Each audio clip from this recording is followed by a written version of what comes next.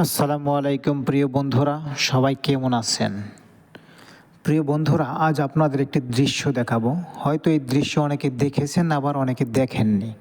তবে আমি এত বছর যাবৎ প্রবাসে আছি, আমি কখনো এই দৃশ্য দেখিনি বা এইরকম কোনো এই দৃশ্যর সম্মুখীনও হয়নি। তো কাল ছুটির দিন ছিল, ভাবলাম একটু ঘোরাঘুরি করি। তো ঘোরাঘুরি করতে যেয়ে রাস্তা দিয়ে যাওয়ার সময় ভাবলাম একটু চা খেয়ে নেই। তো সাথে আরও দুইজন লোক ছিল।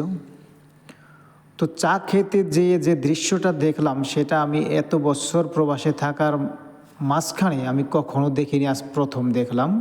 একটি চায়ের দোকান, শুধু চা বিক্রি করে, সাথে সমোসা এবং সিঙ্গারা,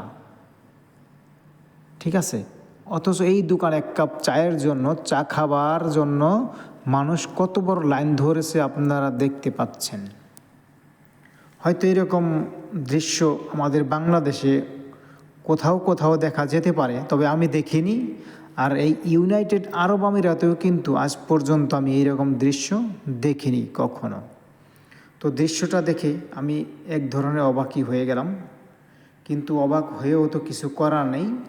লাইনে দাঁড়িয়ে থাকতে হলো। লাইনে দাঁড়িয়ে অন্তত 20 জন মানুষের পেছনে তারপরে এই চায়ের জন্য সিরিয়ালে দাঁড়াইতে হইল। ধীরে ধীরে একজন দুইজন করে যেতে যেতে যেতে যেতে আমাদের সিরিয়াল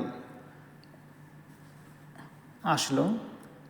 তো এই কাঙ্ক্ষিত চা দীর্ঘ 20 থেকে 25 মিনিট দাঁড়িয়ে থাকার পরে হাতে পেলাম।